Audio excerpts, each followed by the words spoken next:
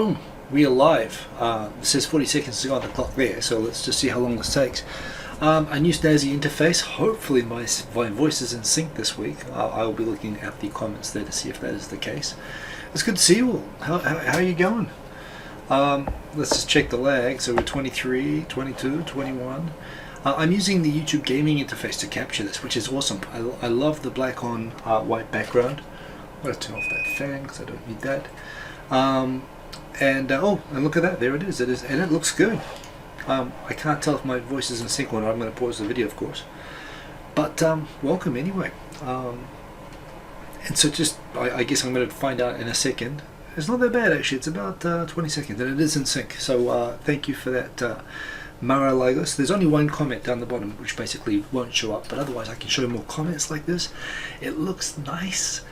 Isn't this nice? I think this is nice. I don't know about you, but anyway. So, how's it going, everyone? I hope everyone caught 2.5 Oyajis last night. It was a little bit rowdy. I kind of sat back a little bit for most of it last night. Yeah, it was great to hear about how well the Kickstarter of Texan in Tokyo went. And you know, just as I say that suddenly makes me realize I want to check how it's going. In fact, I think I've actually got that in my topics for tonight, so we'll check that tonight. But they've got like 3 or 4 days to go. I've got all the books, and if you like my Japan Business Time, I suddenly clicked with me last night when Grace is a big fan of.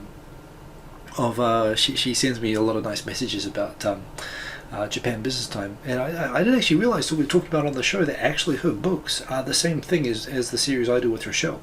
They're in a different context. They're in the context of living, being at home with a Japanese husband, but they're the same thing. They're the cool sort of cultural stuff that comes up, and figuring out what it is, why it is, and how to deal with it. And it's the same thing. I mean, just in a different context. That's why I love her books so much, and I've got all of them, and I signed up for the Kickstarter and the poop hat. And that's why she must like my videos. So that's really, really cool. Thank you for the like, Simon 3 old dudes. So anyway, I guess we're going to check out her Kickstarter later on, because I just remember the link is in the topics there. And yes, and the F-bombs were dropping last night. But that's okay. That's part of the excitement. It was exciting for me too. I'm not going to wear the glasses anymore actually, because it makes it go out. I think it's the light reflects off the glasses and it makes everything go out of focus, like on the cameras. It confuses the webcam, so I'm just going to do this. And indeed, 314 poop hats is hard. Christine in Japan, awesome to see you. Good to see you. Well, it was a good crowd tonight actually. How many people we got? 32 watching. Well, that's good. Last night it was amazing. There were like 500 people watching at one point.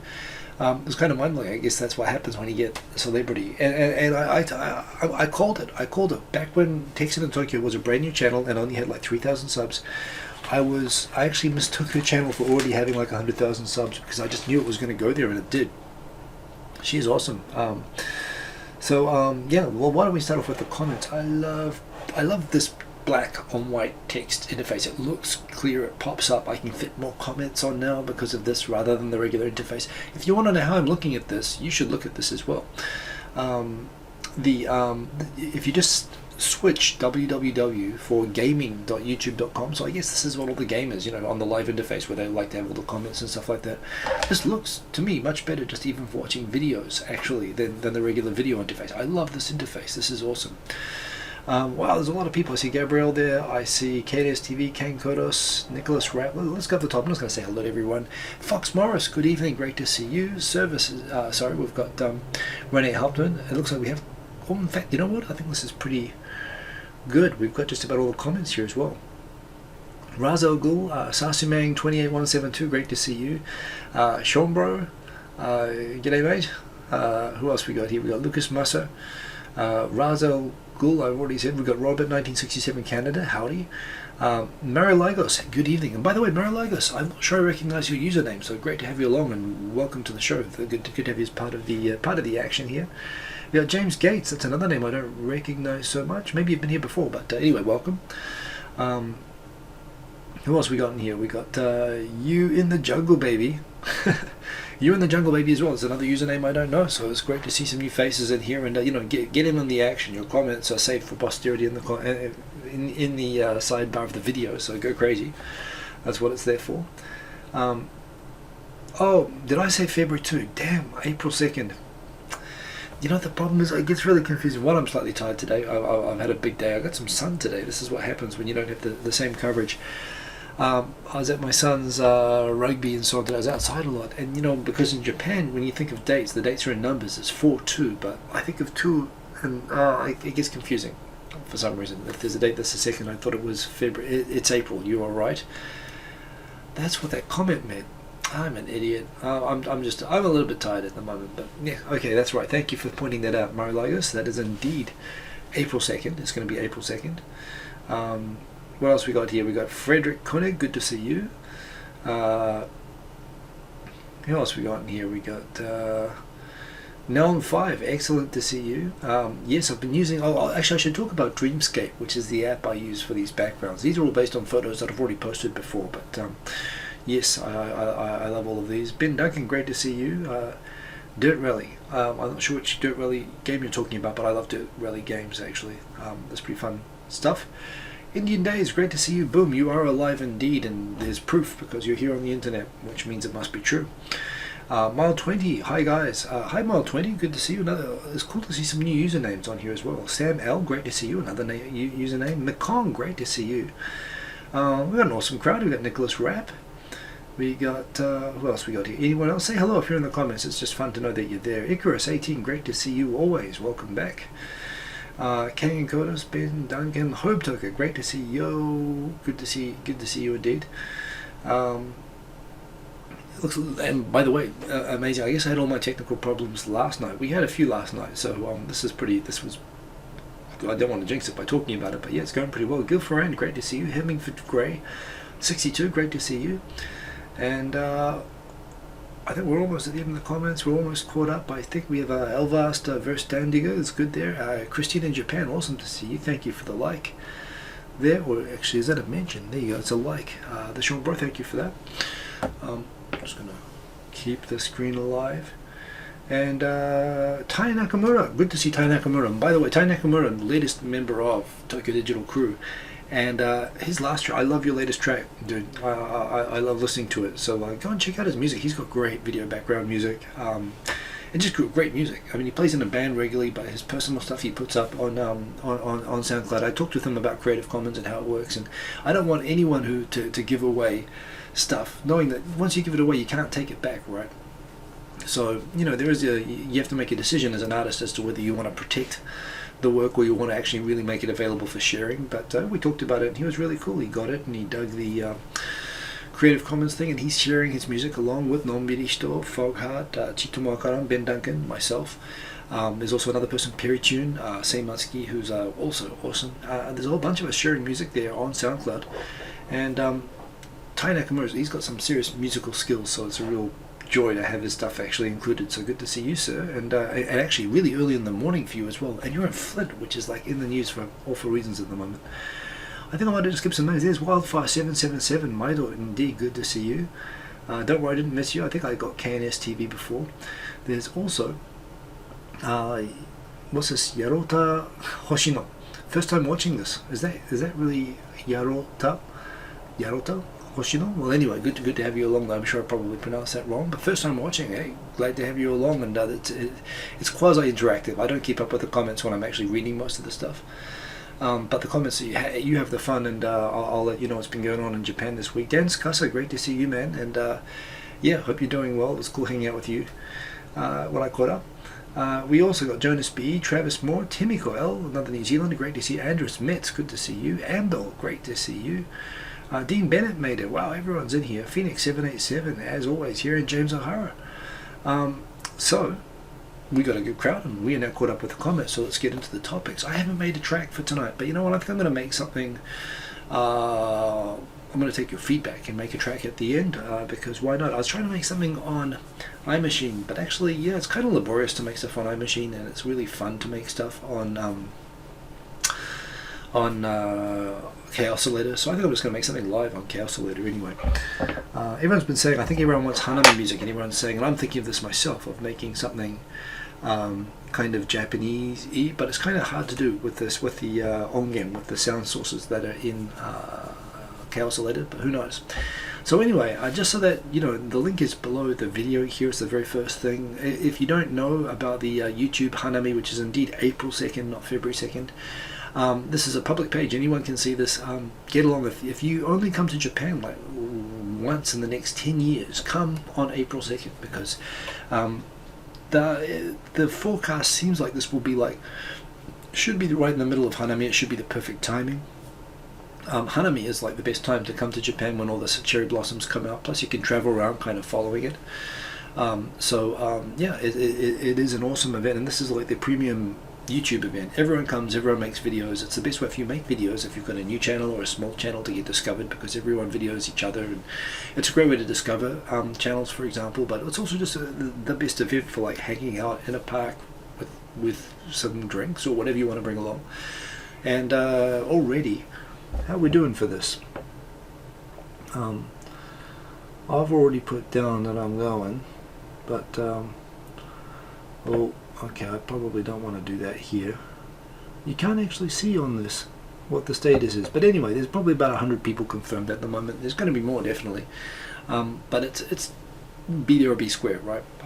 And also I will be bringing along 20 YouTube mugs. You know, just some swag, and I've got some other swag as well, actually, that I forgot to bring in previous years, that I can bring along. I've got some stickers and stuff around here somewhere. Do I have those here? I've got them around here somewhere anyway, but I will try to remember that this year. So I'll have a bunch of stuff which I'm going to take along. Not that you need any other incentive, I'm sure. Hey, Caroline Van Oostendorp, good to see you. And you're coming along for the Hanami, are you? That's going to be awesome. Well, definitely, please come along. I mean, come along and say hello. I mean, I get to hang out with you guys. That's what's really cool. It's funny, I always plan to, hey, Halil Sen, I don't read Turkish, but good to see you.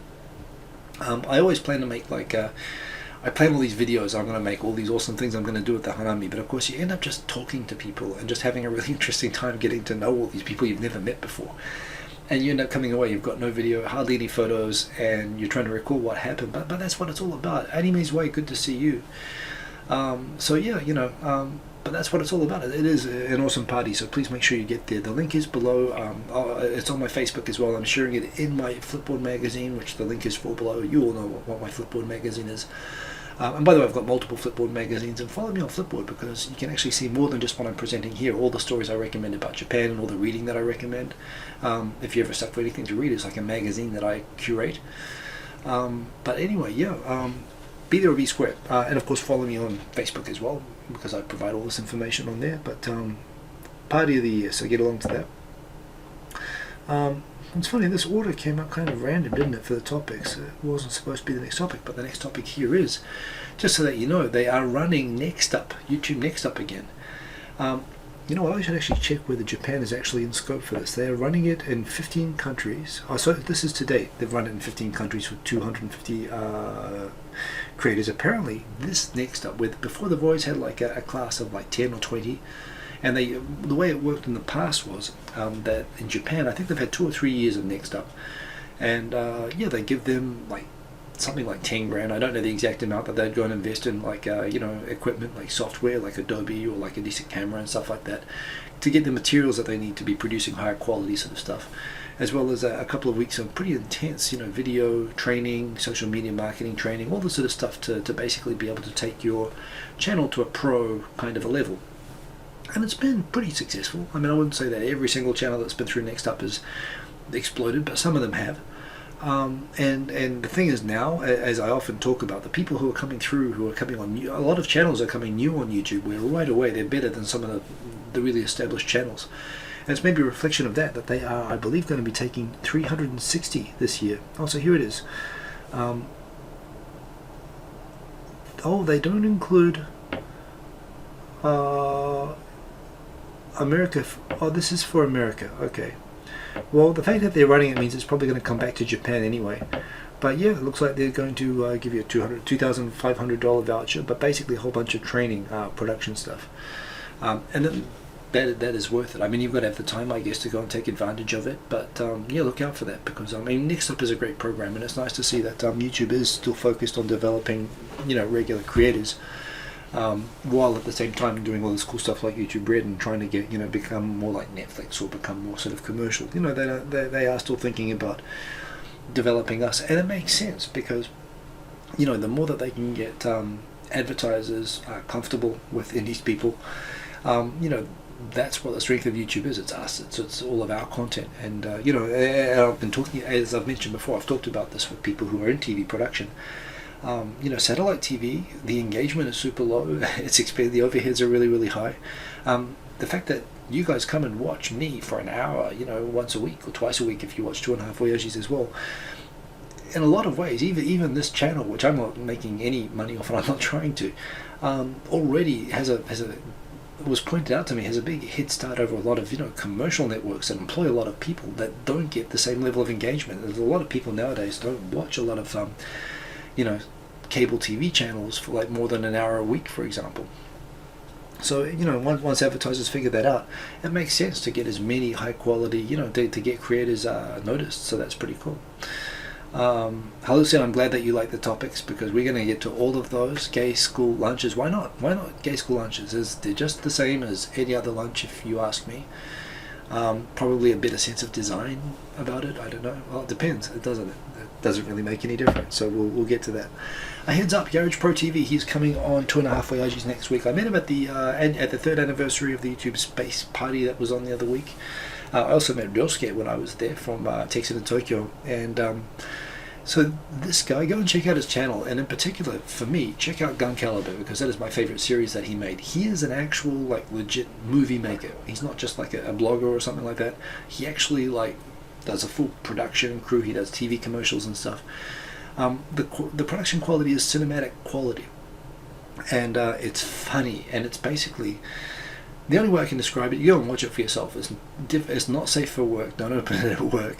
But it is basically a kind of Deadpoolish. Long before Deadpool was like a thing, it's Deadpoolish. It's like an anti-hero hero. It's like a combination of sort of comic, superhero, porn. He has a lot of porn stars. I don't know how he met all the porn stars that he got to come into the film, but it's basically porn comic action. His stuff is awesome. His sense of humor is awesome. I love his videos, and yeah, we're going to get him on to talk about his stuff, because his channel is super small, and the problem is that, you know, below a certain threshold, you talk about something like the YouTube space is for us to support indies producers, to, you know, who can take advantage of all the equipment there to make better equipment, you know, to make better films. But he doesn't meet the minimum threshold to be able to reserve any of the studios in the space.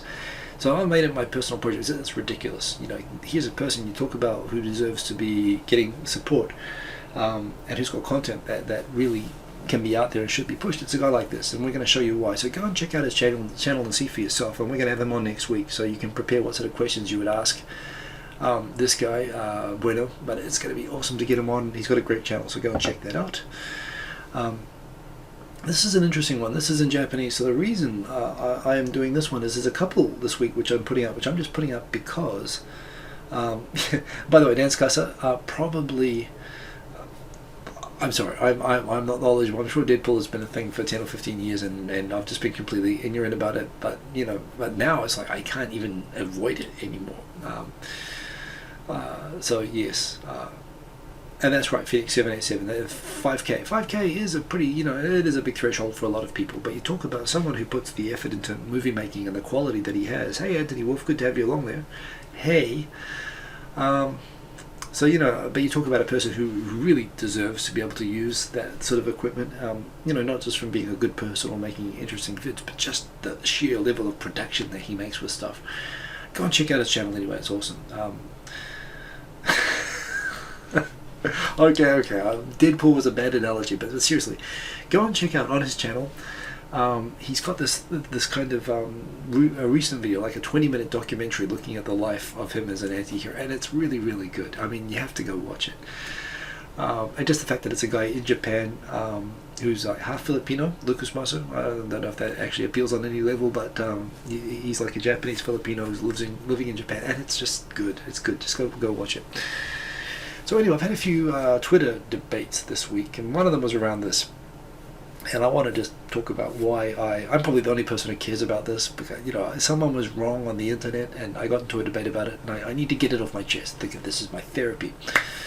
So here it is. The story is saying that basically with the upcoming change to the security law, which is going to allow Japan to participate in collective security operations, such as assisting.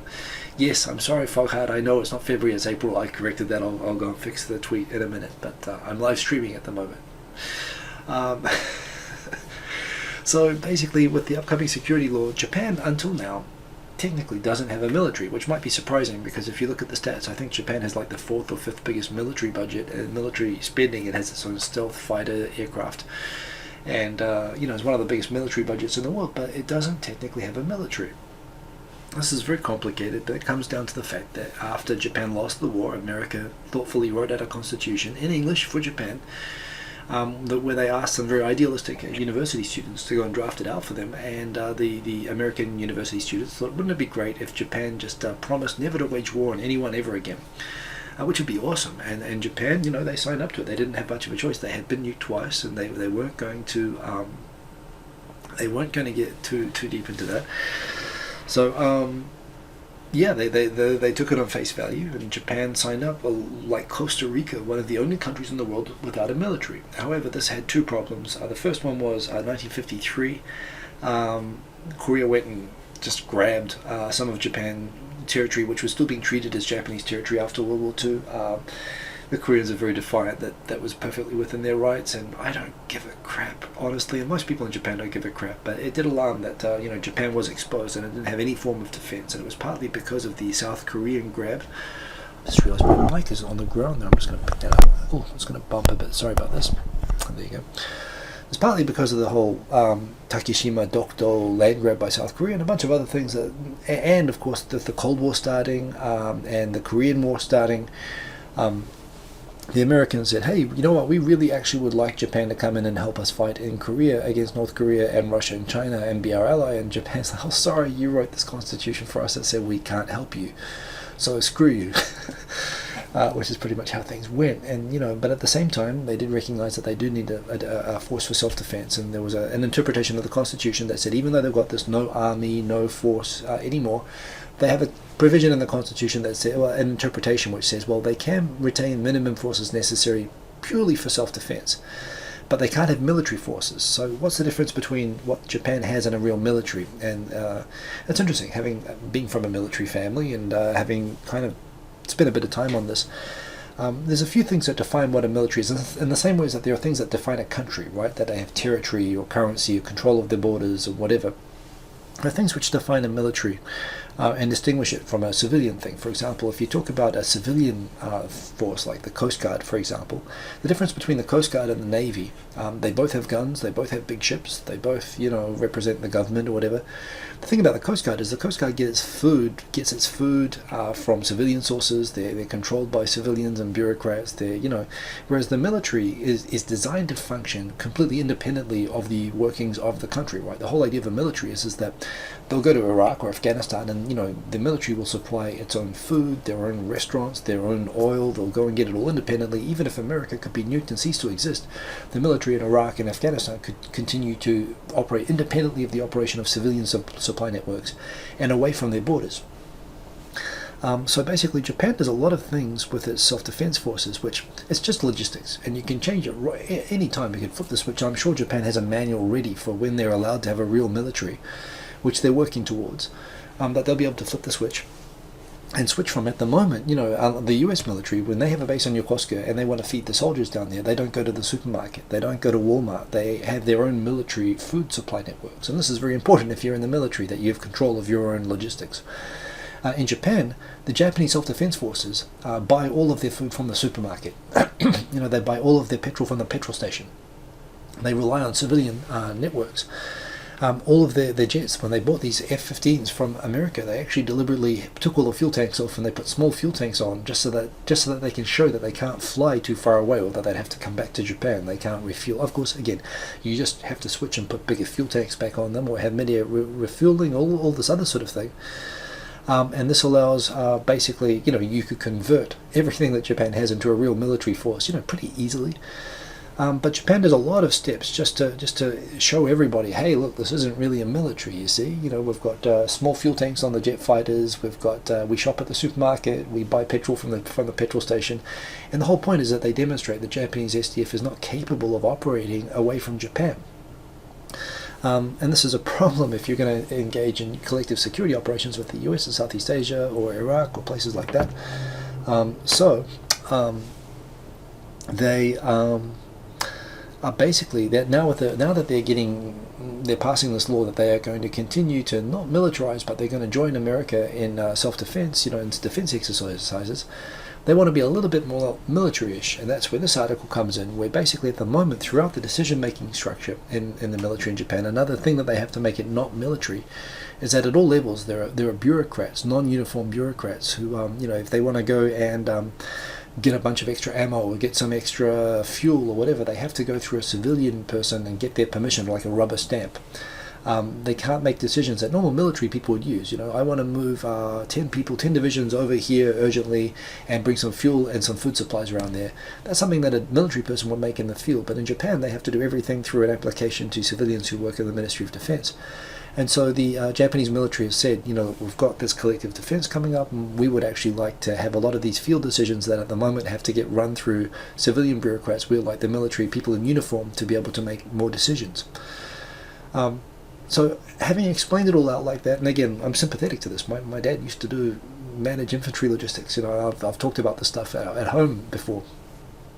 So I kind of understand this, and this is more of a step towards normalization of the military. However, I saw people on Twitter seeing this, a couple of people who tweeted this out like, Japan is marching on the road back to military dictatorship because the military is demanding more power for itself, for people in uniform to ignore civilians and make decisions independently, which is, of course, exactly what happened on the February 22nd incident. When was that? Back in like 1910 or something, where the military, it was like the start of the military kind of hijacking of the Japanese government, where some young officers went and massacred a bunch of government bureaucrats who were stopping military funding.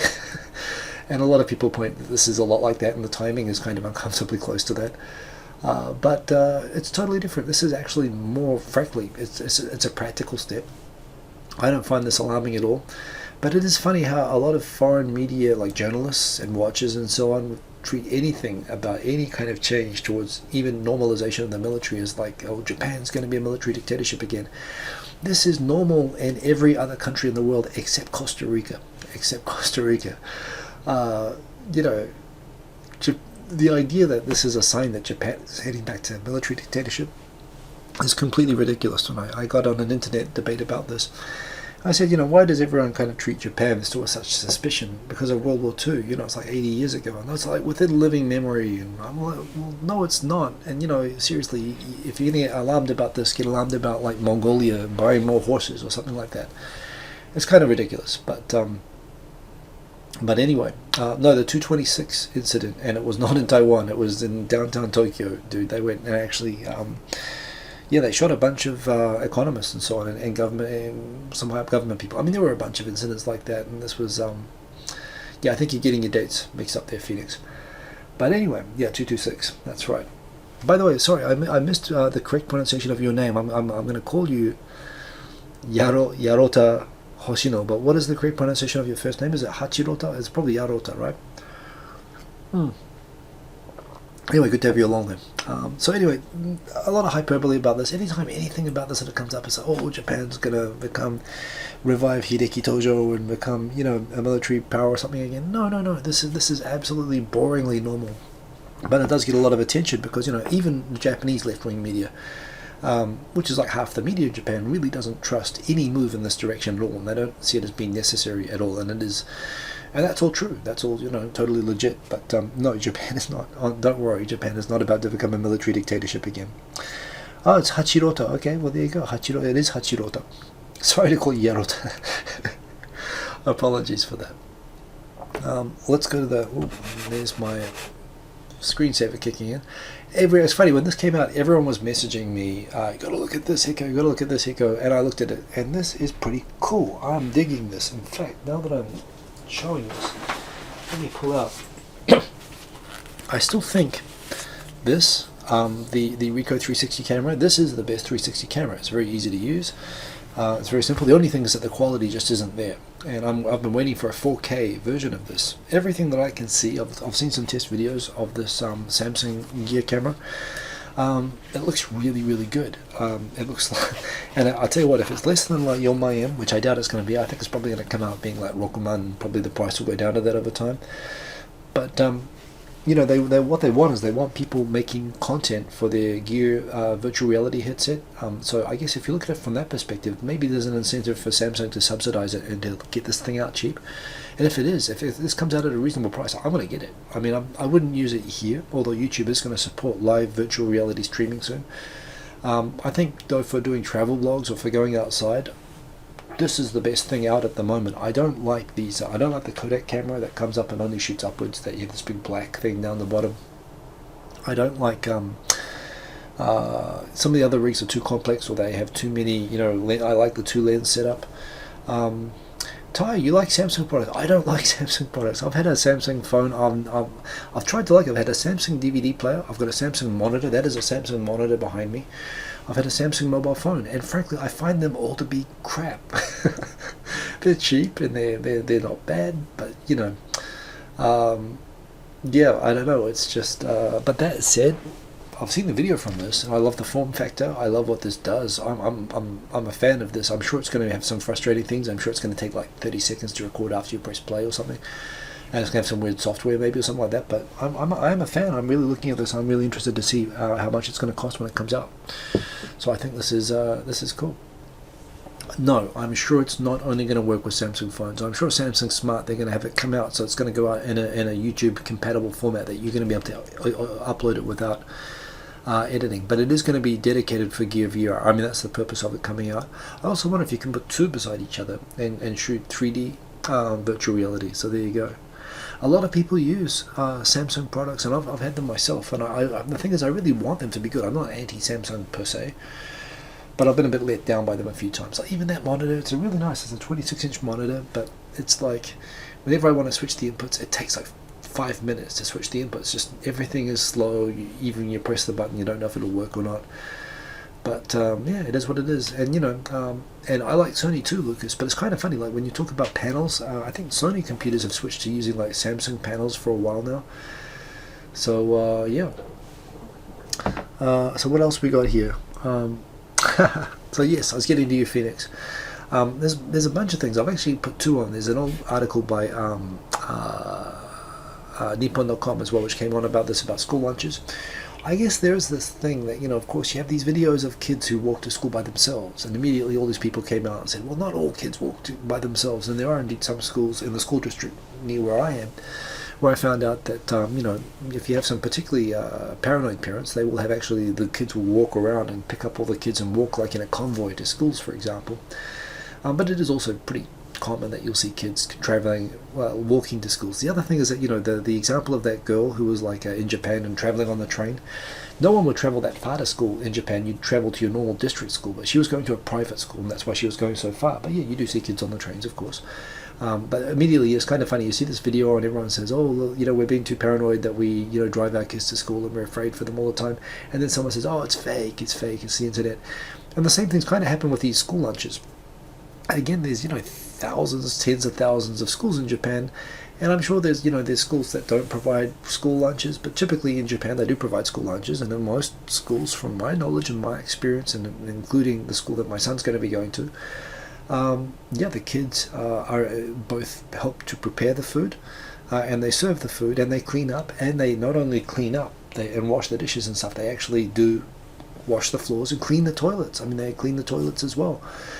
And I know, as I saw a lot of commentary on Twitter that, you know, that's what they have janitors for. Why would you do that? But that mentality is partly, you have to understand that the cleaning the toilets, they're not trying to save cost. They're not trying to take the janitor's job. It's part of education that you are not better than someone, you know, you can be from a rich family at the school, but you clean the toilets like the janitor, right? Which you have to do at home as well. I think there is this kind of I don't like the culture of people who come through and they think, well, you know, whatever happens, I'm never going to clean the toilet. Shit, dude, I've cleaned toilets for a job. when I was at university, I'd take any part-time job that was going for cash, and I've cleaned up garbage at football stadiums. I've cleaned toilets. I don't have any problem with that sort of thing, and I don't have any problem, and I don't look down on anyone who does it. And I think the fact that within the Japanese education system that they have the kids prepare the food and clean up, I think it gives people respect for the jobs. It gives people respect for the food. It gives people respect, just for people as people. And there's a lot of good points and there's a lot of bad points. I mean, the Japanese education system is its own thing.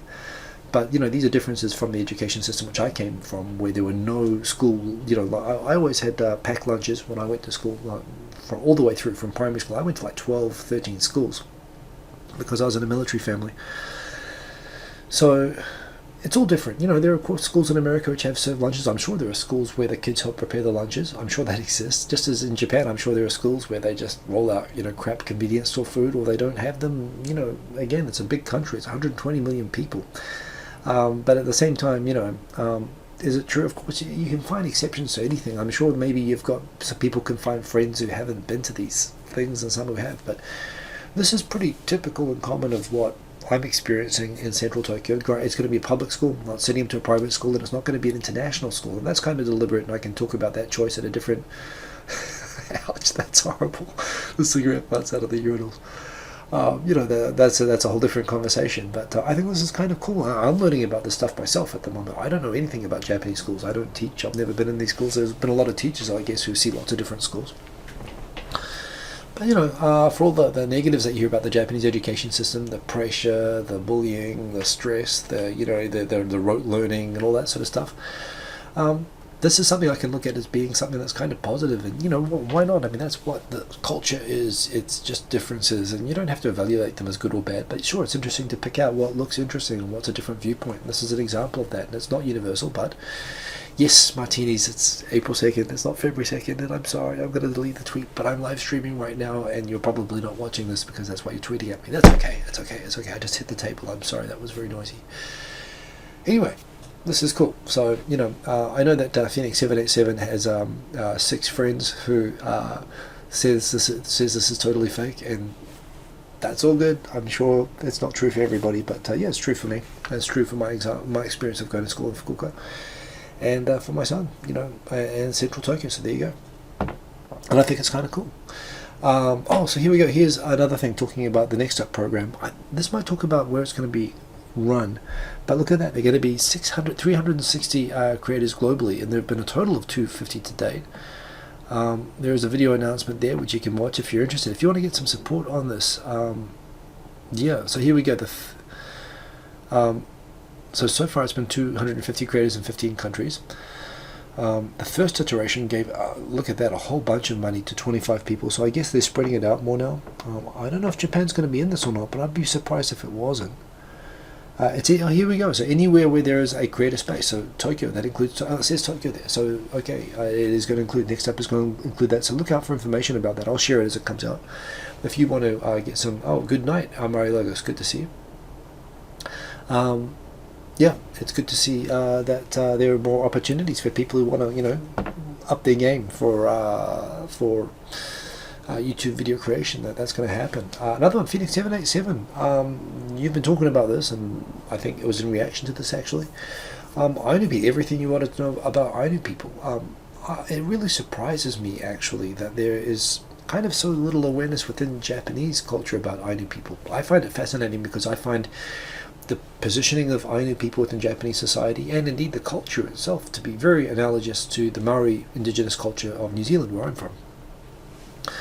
And I grew up, in towns that were close to, majority Maori areas and a lot of that sort of culture. And so, yeah, it was always something that was kind of interesting to me. It was fascinating. I mean, when you've got the National Museum in Ueno, and I went there, and they have an anthropology section. And I was kind of thinking, well, where's the Ainu stuff? Is that the Jomon? I mean, they have the ancient periods of the prehistoric periods, the Jomon, the Bronze Age and Iron Age sort of peoples, the Yayoi and the Jomon people who, predate the current Japanese people living in Japan. And by the way, who are separate to the Ainu people. I think is now the consensus. The Ainu people are not the descendants of the Jomon people. But you have to understand, like, back if you look at the history of Japan, that 2-minute history of Japan video, like even when you got to the Middle Ages in Japan, the whole east of Japan, including like Tokyo or pretty close to Tokyo, still wasn't occupied by the main government, that of the Chinese and the Buddhists and the people who came into the country from Korea and set up modern Japan. The whole of Tohoku and Hokkaido was primarily Ainu people, and I've heard stories. I'm sure there's debate around this. The name for Mount Fuji itself, Mount Fuji is an Ainu name apparently. The kanji that they use for it's not the natural reading of that kanji. And it took the Japanese, the Japanese, the Yamato Japanese, a long time to push the Ainu, first of all out from Kanto, then they had to push them out of Tohoku, then they pushed them up to Hokkaido, and it wasn't until the Meiji period that they actually finished conquering the last holdout villages in Hokkaido, which I think for itself, you talk about The Last Samurai, The Last Ainu would be a pretty cool movie because, there was some pretty intense fighting, and it was a lot like the land wars in New Zealand, and a lot like the American wars against the indigenous people in America. Very similar, actually. So the thing about the Ainu is that they, along with other groups, during the modernization in the Meiji period, they actually kind of erased the separate identification of Ainu. They said basically when Hokkaido was fully conquered, fully colonized, they said basically everyone who lives in Japan now, there's no different groups. We're all Japanese, and Japanese is a nationality, not a race. And that's a good thing, and I agree with that. However, there were some kind of reservations and some Ainu villages. And there's a lot of talk as well about how they face certain discrimination. Those 4 islands that Japan fights about with Russia, and the communities from those islands after they got back from being deported to Siberia by Stalin, they settled in Nemuro, which is the nearest town. It's in the northeast of Hokkaido, facing those islands. But those people are mostly Ainu people, and a lot of, for example, people of Ainu ancestry support the most horrible politician ever to be in the LDP, Suzuki Muneo. But his daughter, like his party, represents a lot of those people, and the people who are from those islands. Those islands were inhabited by a lot of Ainu people. And for me, I just find this interesting. And for one of my summer vacations, Hokkaido is lovely in summer because Tokyo is like way too hot. So you go up to Hokkaido, it's like New Zealand. It's like 25 degrees in summer. It's very spacious. You can drive a lot. It's very green. It's a lot of dairy farming. They make all the milk and ice cream and stuff up there. So it's actually a lot like New Zealand in summertime. I took a vacation to Akanko, Lake Akan. It's really cool. They've got like a bunch of volcanic areas there. They've got a bunch of Ainu villages and people there who, granted, it's cultural tourism. But again, New Zealand has the same thing, and we have a lot of Maori people. You go to Rotorua, it's very similar to Akanko, where again you can get wood carvings, which I've got, in fact, right here. I have, this is the owl is a sacred symbol for Ainu people. It's like a protecting thing. So we've got a couple of I've got a carving like hanging on, in our genkang. But even this, I just got this to put some like pencils and stuff in. This is Ainu stuff. I've got an Ainu dictionary that I bought just because, of course, I've never used it, but I thought it'd be interesting to get. And I talked with some Ainu people in the village there, and just it was kind of interesting because when I said I'm from New Zealand, they're very familiar with the indigenous struggles in other countries, and they have these international indigenous conferences which Ainu people participate in. They don't get any support from the Japanese national government for participating in these kind of conferences. The New Zealand government pays for Maori people to go and represent New Zealand at international indigenous conferences. But the anthropology section of the museum in Ueno, there is an Ainu section. It's like 2 displays. It's like nothing. And the thing is, they're actually living, in a living culture. They're separate language, a separate culture, which should be celebrated. But the thing is that the Ainu, it doesn't gel with the education and the commentary that Japan is a homogeneous country of just one unified race. They like to think that, but Okinawa was and the last Ainu were integrated at the end of the Meiji period, very late, very absolutely in modern times, and up until then they were politically, socially, linguistically, culturally independent of the rest of Japan. And the thing is, the point for me is it's a good thing. It's a good thing to have a little bit of diversity. It's interesting. It adds some value, something that's unique to Japan. In terms of, so I see Ty's asked, or Ty's responding there. Someone's asking, are they related to Hawaiian people? The answer to that is no, they're not Polynesian. I think the consensus is that the Ainu people are closest linked to the, they're not Uyghur, but they are the people who inhabit the basically Siberia, the Siberian Asians, and the people, basically Alaskans. And it turns out that Japan traded with Alaska. Japanese you could say that Ainu discovered America.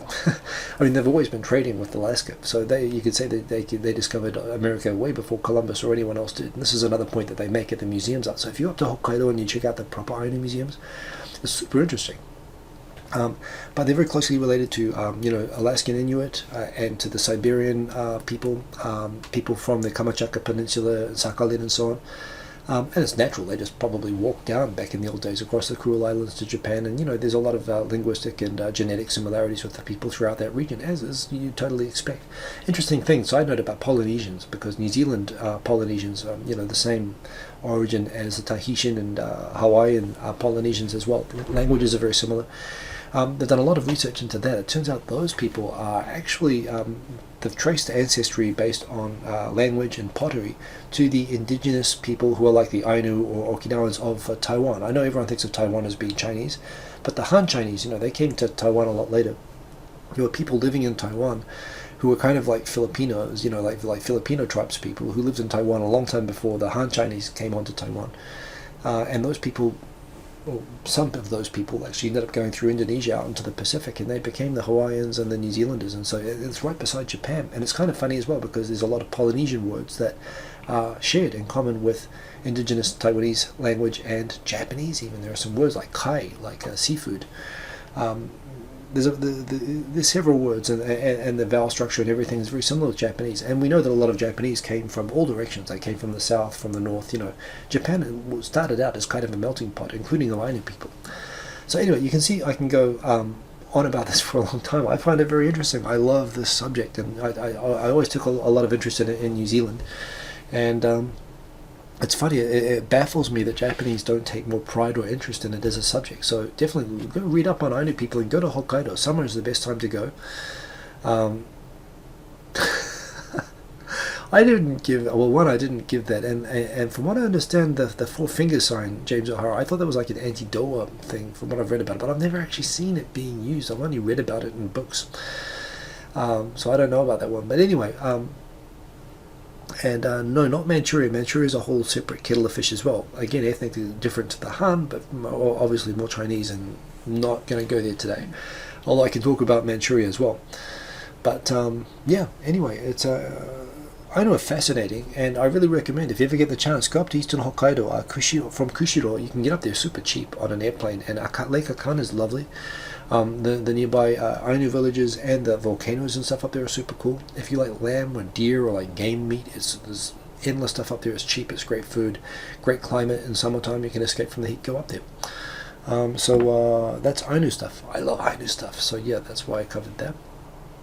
I don't know if Phoenix is still in there, but that was for you, dude, and you should totally go up there. What else we got here? Oh yeah, so Japan's always been pretty light-handed when it comes to copyright infringement and downloading stuff like that. Don't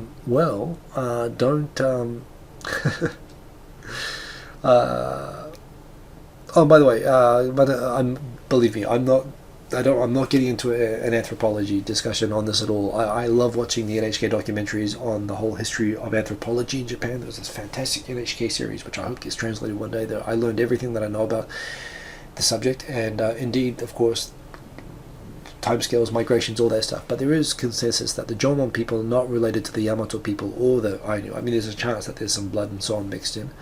But anyway, okay, next subject, let's focus. Apparently in 3 days, last week, they arrested a whole bunch of people who were uploading stuff for file sharing in Japan. So be careful, don't do that stuff. It strikes me as being a little bit like 2000s anyway to do this sort of thing, but yeah, apparently they are tracing IPs, and don't do it anyway, just be careful. This is kind of rare that the police would actually make arrests, but they made a lot of arrests, and not only did they make arrests, but if I open this up, they actually published a 34-year-old part-time worker who uploaded, I mean, the thing is as well, if you're going to get caught and go to jail for uploading something, at least make it worth.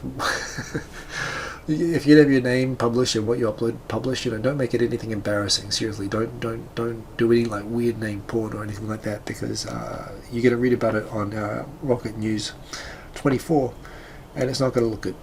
So yes, just a heads up there. SoundCloud finally has a creator-oriented app, which I've wanted forever. I mean, of course, I just use the web page, but for going in and editing the information on your tracks and so on, and for checking views and likes and that sort of stuff, the SoundCloud app until now has only been for listening. It hasn't been for creators. So this is awesome. I think Foghart actually gave me good. I saw Foghart was in the comments before. Foghart gave the information for that the other day, and I thought this was awesome. Downloaded it right away, so that is cool. Final episode of Japan Business Time was this week, episode 8, Passive Aggression in Japan. It was a good episode, as they all are, as I say in all modesty.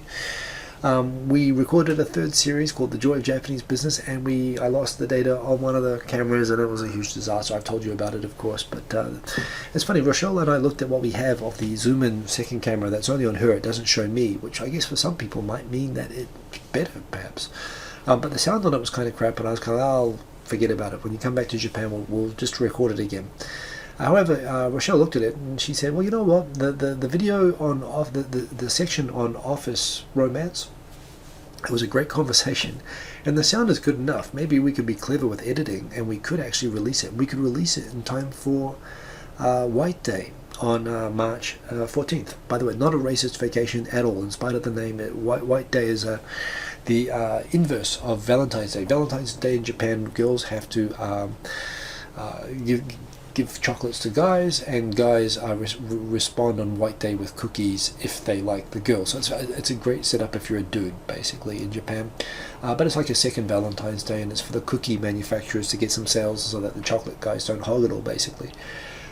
It's 2 weeks, so you know what? I think I am going to do that. I'm going to edit up the Office Romance special episode. We're going to do a special episode on Office Romance as an interim, and then we're going to record a third series of Japan Business Time, probably in April. When, oh, by the way, Rochelle is going to be at the Hanami, from what I understand. So again, you can not just meet me, you can actually meet Rochelle Kopp in person at the Hanami. She's going to show up. So another good reason to go to the Hanami. Information and links and so on below. So there you go. Yes, TEPCO admits, we did actually know that at this point I don't really care anymore, but they did know that the reactors were melting down, and they didn't announce it, they did hide it. And 3 TEPCO people got charged with negligence resulting in death and injury this week.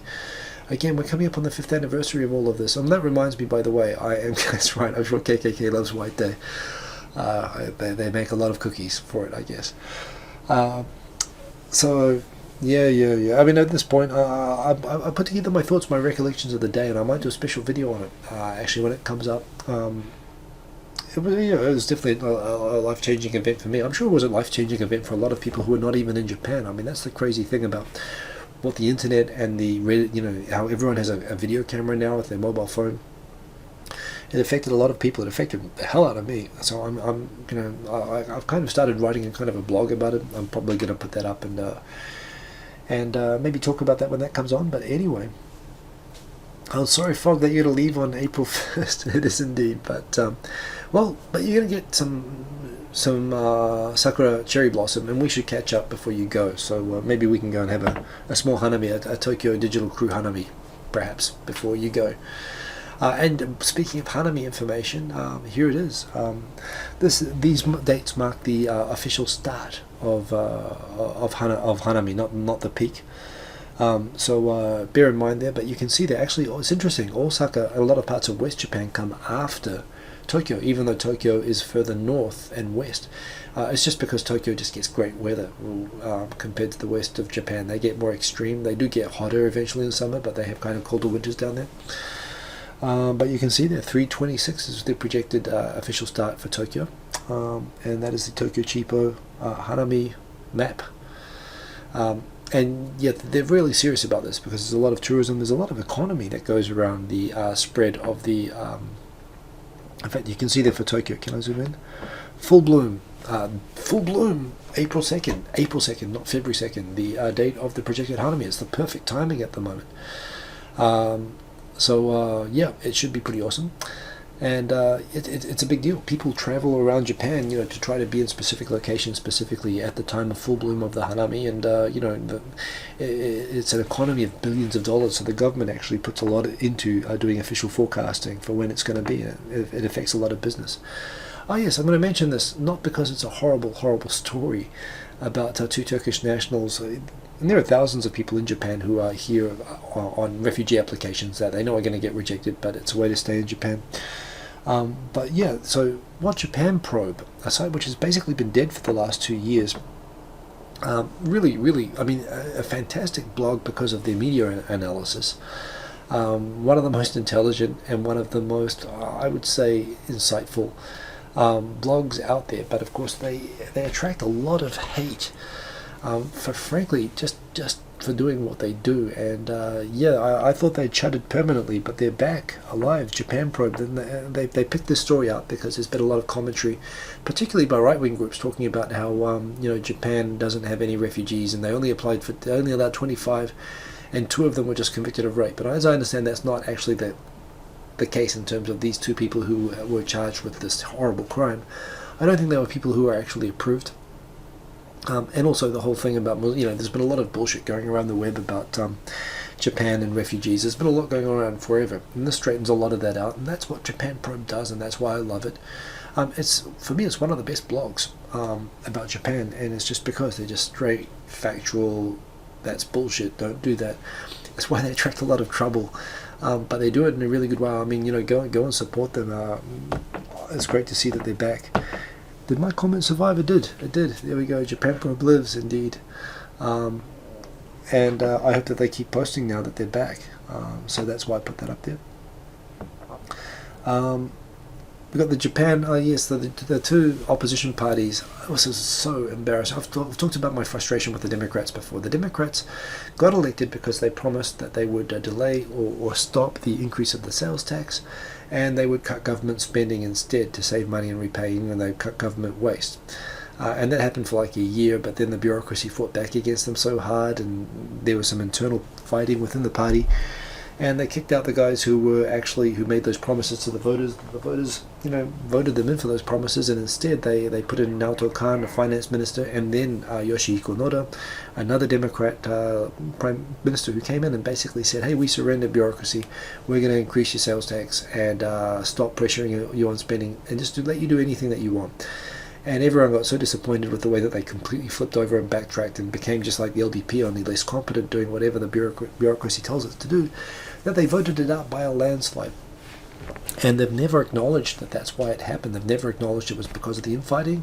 It's still the same people who won from the infighting who run the party. Yoshihiko Noda, the last prime minister, is still very prominent. He's the party secretary. As Okada, the current leader, he was the secretary at the time that all this happened. So they've never admitted, they've never apologized or said, we know that we got our asses kicked because we lied to everybody and we backtracked on some very simple promises that we said that we'd keep.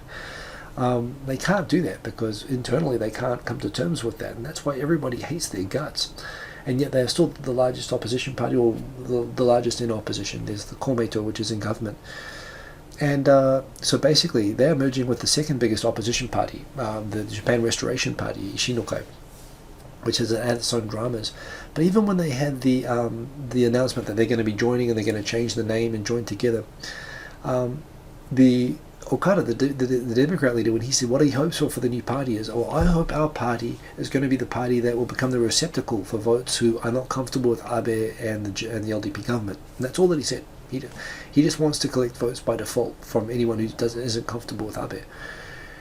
Which there are some, but he's not proactively offering anything. He just wants to be the receptacle for people who don't like him. The other guy, I forget his name, but he's got like enormous ears, like radar ears. I mean, like seriously, like number. I mean, he's a very good politician and a smart guy. He came out and said, yeah, I want us to be a party that represents not increasing the sales tax and cutting wasteful government spending and control of the government. Exactly what the Democrats got elected for. And he said that's what he wants the party to be. But the actual Democrats, I mean, that's all that the Democrats have to say, and they're going to get votes, but they can't say it anymore because they've got 2 former leaders who completely sold out on it. And so instead, what they're going to do, rather than actually announce any policies or anything proactive about how they're going to fix the economy or offer an alternative, they're just going to change the party name. They're not going to be the Democrats anymore, and that sucks, but that's what that is, and that's why they're still not going to get any votes, and this is all a waste of time, and they're not inspiring anybody. But it is what it is, so there you go. That's what's happening with the opposition, and it's just a huge disappointment, like they've continued to be, because they haven't come to terms with that. I got a lot of criticism for posting this. It's a Japanese story. Where is it? Let me get the tweet out from this. Come on. It's not letting me post it. No. Well, anyway, it's just a Japanese blog complaining about all these kids who were educated during the time period where the government cut back on homework and coming in on the weekends. All these kind of soft young kids coming through these days. They ask. I had a guy ask for a holiday for his girlfriend's birthday. Can you believe that? Michaela, a bunch of people came and said, "What's wrong with that?" I found the whole debate around the whole thing about the people criticizing young kids these days taking, vacations for their girlfriends' birthdays, as well as the people defending it. I mean, on all sides, it's just a ridiculous debate, and it was fun, and it would be fun if I could access it, but I can't seem to see it. I just get this huge UQ, what is it? Kitsudan UQ Kitsudan, I don't know. It was funny, although I had people criticizing me for putting it there. This Sharp this week. Oh man, they got sold to Foxconn, or they looked like they got sold to Foxconn, but it turned out they didn't exactly get sold to Foxconn, and they kind of messed it up. I used to work in M&A, so I can talk about this a little bit. I don't know anything about the specific case, but it is true that there's due diligence. The way that kind of happens when you sell a big company is that you open up all your books, your contracts, you show your business to the other guys look at it, and they figure out how much they figure out how much they think it's worth. They offer a price. The price, then they offer the price, but there is also a thing that there will be some liabilities that they will keep to the final stage, because they'll be shown multiple buyers and they don't want to show all their company secrets to everybody who wants to buy. So there'll be this thing where there'll be an adjustment at the end for the remaining liabilities. So what happened was, after going through all the different offers and the different kind of propositions, they kind of got through, and it came to the point where Sharp accepted Foxconn, Honheim, as the company, the Taiwanese company, that they wanted to have as that they would accept as the suitor. So they open up their final set of books. So of course their final set of books usually has a few adjustments, but this had like major adjustments. So it's funny, the Japanese media and Sharp itself announced that basically the deal is done. Foxconn is buying us. They're giving billions and billions of dollars to us, and they're going to revive the company. And Foxconn saw the last minute, and it's planned this way, but the PR was managed on it terribly. They saw the last minute liabilities. I was like, wait a minute, we're going to need some time to think about this. In the end, they did actually come back, and it looked like they might have lost the deal, and people were exaggerating that Sharp has screwed it up, and their share price collapsed as a result. They are actually planning to still aim final negotiations on March 7, and there might be an adjustment to the price based on the extra liabilities that were opened up.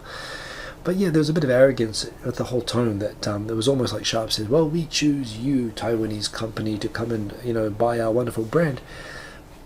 They're coming in to save them from being destroyed. I mean, their business is collapsing. So yeah, anyway, and I'm sure a lot of people think, as much as I don't mind Samsung stuff, a lot of people are happy it's going to be at least a Taiwanese company rather than Samsung. Samsung scares a lot of people because they developed a reputation, them and LG, for they were buying up a lot of engineers that were getting laid off from companies like Panasonic and Sharp, and they were taking them over there, basically getting their knowledge, getting their intellectual property, and firing them after a couple of years. And there was this, the press was making a big deal. I think it was partly to scare them off going to Korean competing companies, but there was a reputation that they were not treating the Japanese employees that they took on very well. So anyway, Foxconn also has a brutal reputation, of course, with employees. But there again, it's just about impossible to fire employees in Japan. So it'll be interesting to see how that goes. Everyone knows that Japan's population has been going down for a while now. However, the first official full national census results marking the start of that decline happened, and I think they came back with 900,000 person decline. So yeah, what is the decline exactly? I mean, this is a once every 5 year, and this was done last year, I believe. But it is a pretty significant decline anyway. So there's a lot of the details are there in the Washington Post article that was recommended by New Zealander. I'm blanking out. The Washington Post bureau chief in Anna Fifield, the Washington Post bureau chief. It's an American newspaper, but New Zealander, so they've obviously got good taste for their journos. Yes, hey Phoenix, have a good one indeed. See you later. But anyway, interesting results on the population decline, and it's going to mess up the whole thing about trying to sort out the rationale. It is 1 million people, is it? The people who are the ratio of votes per region, because a lot of the Senate seats in Japan, the upper house seats, are kind of skewed. Anyway, so what else we got here? We've got, yes, I found this app. This app is called Dreamscope, I believe. Let me check that. Photography, it's in here. It's this app. In fact, maybe I don't want to go in there because you'll be able to see my photos roll and got family pics in there. But yeah, it's pretty good. And it can turn photos into like paintings. I mean, the effects that they can do are pretty cool. It's worth checking out. It actually does this stuff. It takes some time. It does them online. It doesn't do them on your phone. But I love this. That's one that I posted from this week on Instagram, and it looks pretty cool. It's from an old photo I took of Shinjuku. Yeah, let's see how the Kickstarter for Texan in Tokyo is going. Over 50 grand. Look at that. That's amazing. I mean, she was only targeting like 4,500, and they've got like, there we go.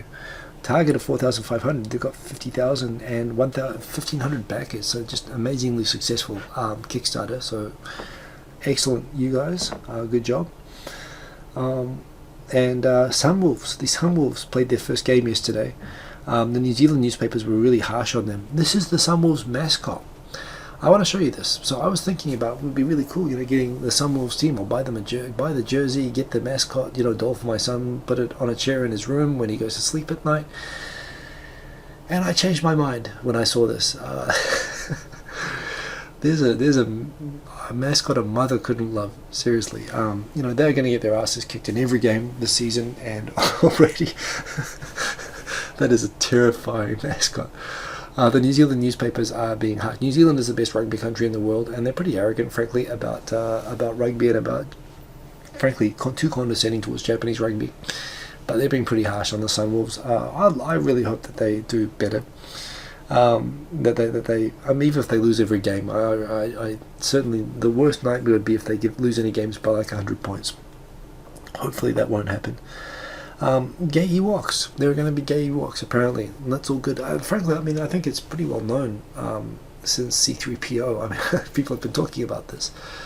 But it will be interesting, I guess, if the next movie is going to have some gay characters. I think Phoenix 787, he commented back when I put this on Twitter. He said, I hope that it's okay for there to be gay people. I just hope that they don't shove it in. I didn't quite get his meaning there for a minute. I was like, well, I don't know what they would do. No. Oh, you mean plot-wise? Okay, yes. Who cares? Who cares? Seriously. I must admit, this is a thing. Timiko, I've got to get some sleep as well, so I believe I'm wrapping up. I don't know, I mean, if they're matter-of-factly gay characters, which is very typical in Japanese cinema as well, by the way, that they're just matter-of-fact gay characters without any dwelling on that, that's pretty cool. I remember I saw the movie like Alexander, and I heard there was like some landmark epoch, you know, with showing Alexander as gay, which he was, and nothing wrong with that. I saw it, and it was like, well, you know, I've never seen heterosexual. It was like, who shagged it, indeed. And well, that is a very well put question. It'll be interesting to see. It'll be interesting to see. It could be those two. It could not. It could be Jar Jar Binks. He could be back, and it could be Jar Jar and C-3PO. That's what my money's on. It could be Ewoks. But again, I mean, you know, I guess we have what I think, you know, no question, absolute lead character there with Finn. And a female lead character. I mean, it looks like J.J. Abrams is deliberately trying to challenge some Hollywood conventions that, you know, every lead has to be blonde-headed, blue-eyed, and so on, and that's good. And this is cool. I don't think they have to go out of their way about it, but I think this is all good anyway. So that's interesting. There's another one from that app. I quite like this. That is a sunset shot of the sky tree, but it kind of looks really cool with when you put it on that app. Looks like it was painted, which was good. And there's the power lunch coming back to the original thing. That was good. Oh, Team Goes Wild finished the Tokyo Marathon today. Congratulations. It was excellent following him on Periscope, and he had like an amazing gimbal like stabilization thing, which just made it look really, really smooth. A whole compilation, not including Joseph Tame, of all the other costumed runners in the run today. But congrats to everyone who ran that and finished that. And that is it. That is all the topics for this week. We are over an hour. We're like 1 hour 8 minutes. How do you like the new format? You like the I think this new. I love this gaming format as a way to watch. I like the whole layout of the screen. I think it looks really, really cool. It could be Kylo Ren. It could be Kylo. I'd be happy for him if he found someone to get it on with. I could do some music, or I could just leave. What do you reckon? Some music? And if I was going to do some music, give me a style. How would you like me to go about it? Or if not, end the show. We can just end the show as well. What do you reckon? Let me... don't need that. Do need that. Let's go into here. Oh.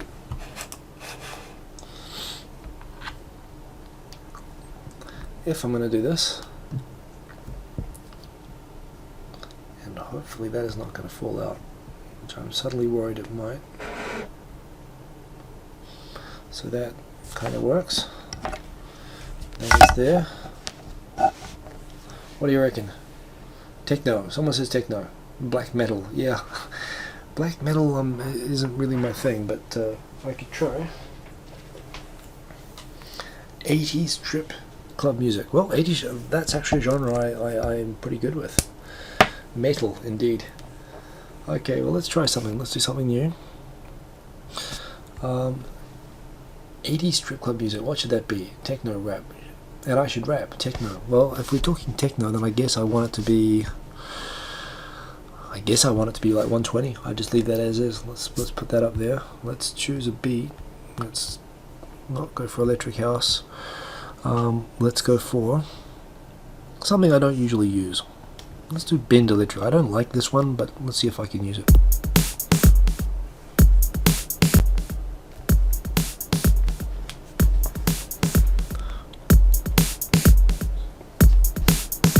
Okay.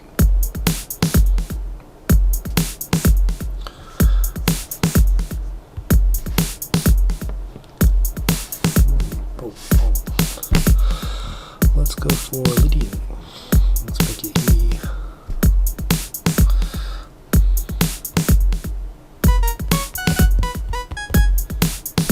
Let's quantize that.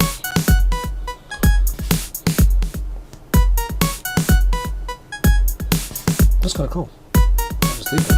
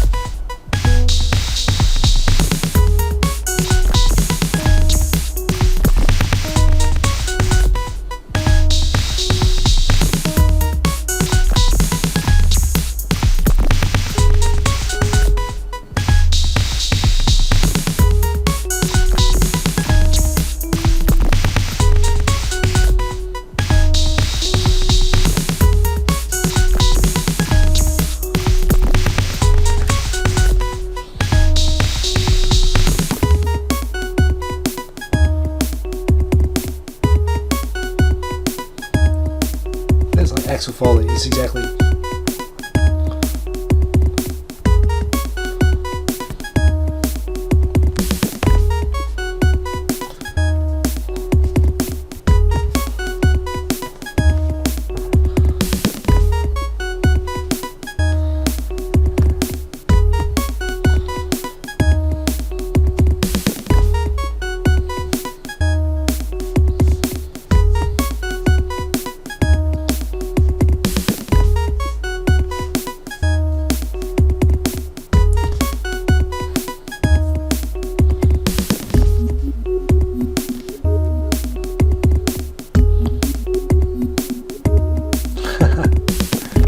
Freddy Konings, you're not liking it.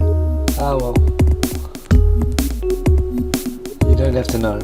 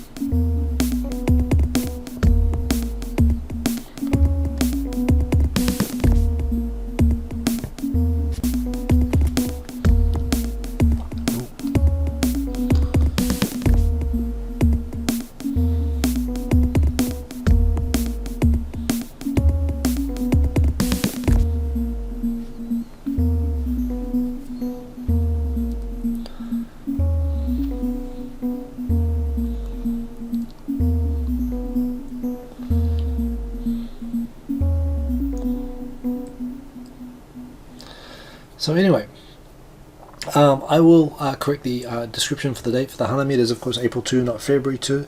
That was just a jam. It was just random. I don't know if I'll keep it or not. I'll save it for now. And we will figure something out with that. I hope you enjoyed the show. It's been 1 hour 15 minutes. See you again soon.